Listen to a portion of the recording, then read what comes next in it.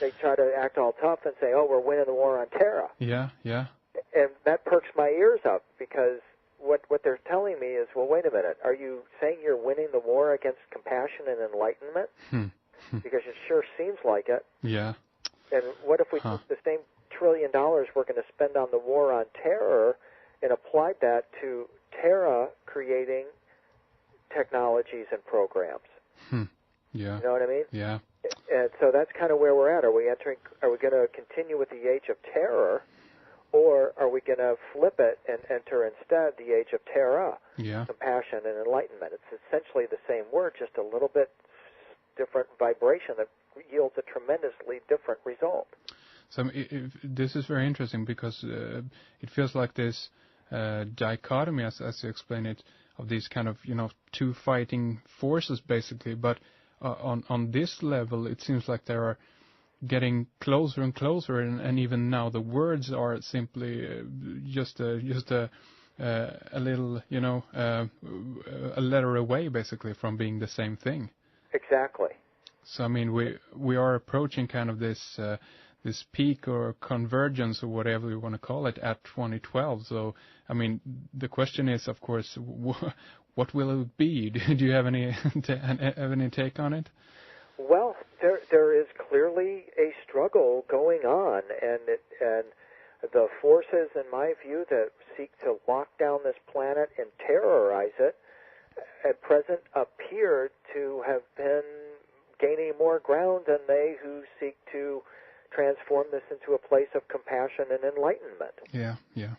And those are the only two choices. I mean, forget about Jesus, Buddha, or Allah. They're not even in the picture anymore, in my opinion. Yeah, yeah. I mean, it's just really the only two choices are not whether I'm a Christian or a Muslim. The choice is, am I a terrorist or am I a terrorist? Yeah. Am I here for compassion and enlightenment, or am I here to bring about destruction? Yeah. And I think people are starting to really recognize that there is a bigger picture here, and they're trying to find within themselves ways that they can be part of the solution. Yeah. And I think collective consciousness is really going to win out here, because they didn't, and especially in this country, they do not like the internet at all. Not a bit. They would just as soon get rid of the internet if they could. Yeah. And the reason, of course, is because the way it connects people. Yeah. And the way it enables people to share information. Well, the internet as we know it is about to disappear. What we've been dealing with in terms of the internet is the difference between, say, a bicycle and a Harley Davidson. What's getting ready to come online in the next few years and is being mostly propagated by the activities there at CERN, the Center for European Nuclear Research in Geneva, is the creation of an incredible new intelligence that I think is going to be a big part of the solution here that's going to help us flip it. You know, William, I really want to return to that thought in our next segment. We have, about 6 minutes left in this one, and I'd love to, talk more about that later on concerning new technology and stuff like that, because I know you speak about this, and this is, of course, fascinating material. And but I want to return briefly to the Mayans, and I know that they, in some of their prophecies, speak of that this world is going to end in, I guess, what is referred to as fire or stuff like this. And of course, one thing that comes to mind again is, of course, the aspect of solar flares and sunspots and stuff like this. And allegedly, I don't know if this 11-year cycle is correct that they are into at the moment. It seems that the peak of the solar activity will flare up in 2012. Have you come across this too? I've been following that. One of the key researchers in that regard is Dr. Paul LaViolette. He's an astrophysicist. Yeah. He's one of the originators of this Earth under fire theory, as he calls it. Yeah. He does not see a total devastation like from one of these galactic events occurring. Well, he thinks it could happen anytime between now and the next several hundred years. Yeah. But he's not of the camp where he's saying, it's time to go bury yourself deep underground. Okay? Yeah. And so I trust his opinion. Yeah. But again, that is one of the key things to pay attention to is the solar flare activity, and there's no question. I mean, there's talk here from people like Richard C. Hoagland and others. They cite Russian research that says it's not only Earth that is experiencing global warming, but all of the planets in our solar system Indeed. are showing signs of energetic increase. Yeah, yeah. And so that gets us back to this whole idea of we're entering a zone of frequency where the energy is higher in the galaxy. And that's very interesting to me, and we can talk about that more in the next segment, because there's a lot of substantiation for this idea that the ancients were aware of these zones of frequency and utilized these energies to awaken themselves and to expand their spiritual capabilities. Yeah, and could we not also see this? That there are a lot of researchers who refers to these last few years we got up to 2012 here as a kind of increasing momentum in all kinds of stuff, and this of course includes research and things like this, also new technology and stuff. But it could also be referred to kind of the fire or the more, I guess, stress that could possibly go on within human beings, and that this isn't an external thing, correct? Absolutely. In fact, the Rosicrucians are famous for reinterpreting the placard that Pontius Pilate put above Jesus' head on the cross. It said INRI. Mm-hmm. And we're taught in Sunday school that stands for Jesus of Nazareth, King of the Jews. Yeah. But the Rosicrucians said that what they believed that INRI stood for was Agen Natura Renovatura Integra, which means by fire, frequency, or vibration, humanity is renewed whole. And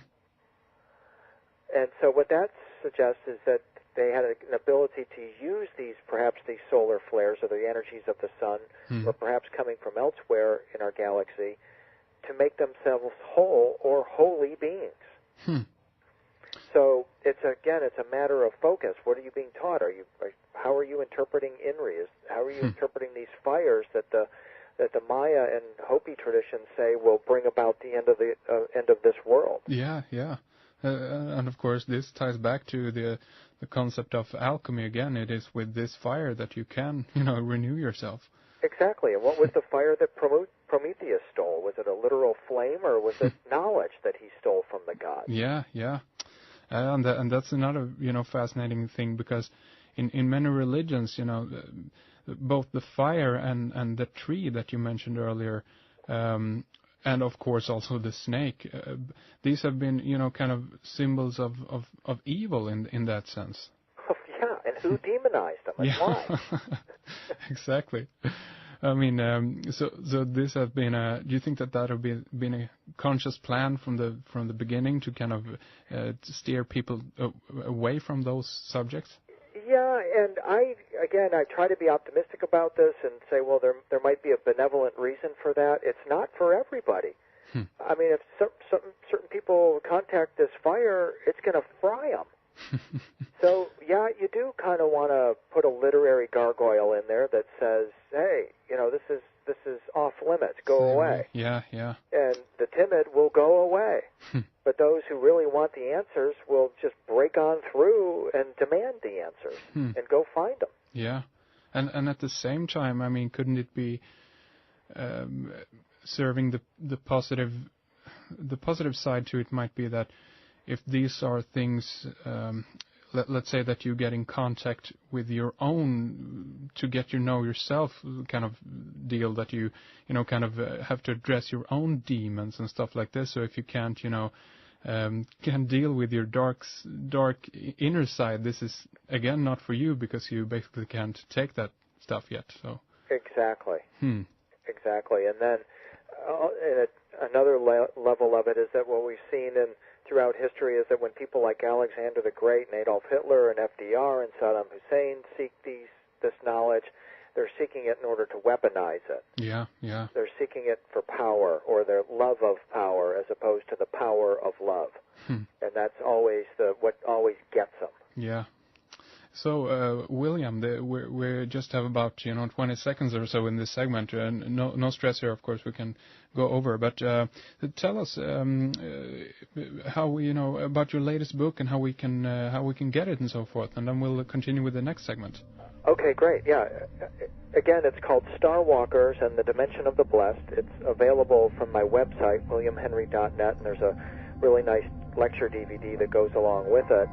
And what it will do is it'll plug you into the myths and legends, the mysteries, even the energy of these divine beings called the Blessed Ones, who were able to come and go from between this realm and the heavenly realms, and left behind clues to the means by which you and I can achieve it too.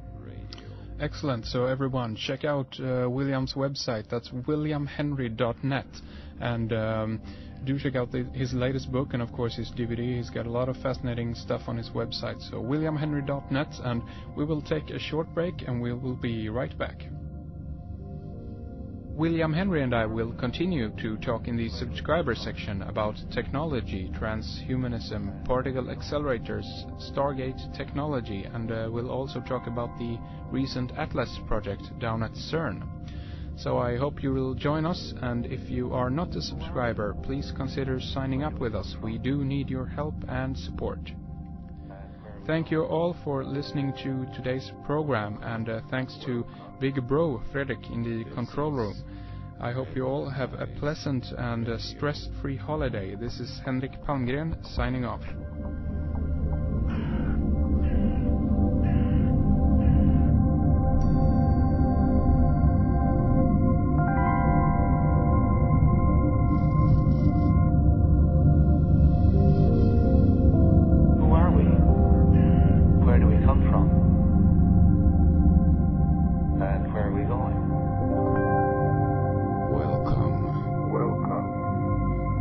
This is